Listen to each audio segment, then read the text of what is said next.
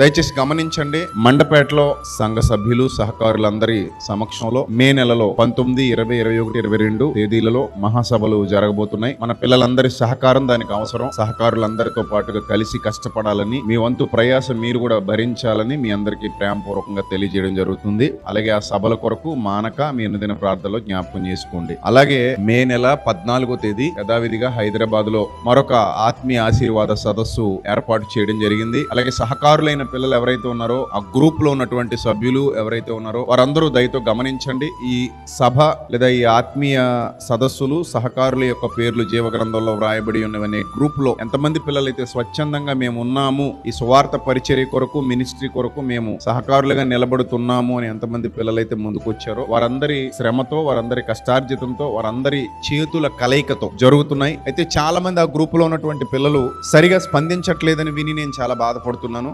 వాళ్ళందరూ ఉన్నారు అన్న ఒక ధైర్యంతోనే పిల్లలందరూ కష్టపడుతున్నారు. అక్కడ వాళ్ళలో ఏ ఒక్కరు వెనక్కి పోయినా ఆ పని ఆగిపోతుంది. సో కాబట్టి ఆ గ్రూప్ లో ఉన్నటువంటి సభ్యులు దయతో గమనించి వాళ్ళందరూ కలిసి కష్టపడితే, అలాగే ఇక్కడ ఉన్న చాలా మంది పిల్లలు కలిసి కష్టపడితే ఇంకా అనేక మందికి మనం బ్రతుకున్నంత వరకు దేవుని యొక్క జ్ఞానాన్ని పంచగలుగుతాం, దేవుని యొక్క మాటల్ని అందించగలుగుతాం. ఇంకా అనేక ప్రాంతాలలో నశించిపోతున్న వారిని రక్షించడానికి మనం మన బాధ్యతను నిర్వర్తించగలుగుతాం. దేవుడు అట్టి ధన్యతను మనకు అనుగ్రహించి నీతి మార్గములలో మనల్ని అందరినీ సర్వలోకాన్ని నడిపించును గాక. ఆమేన్.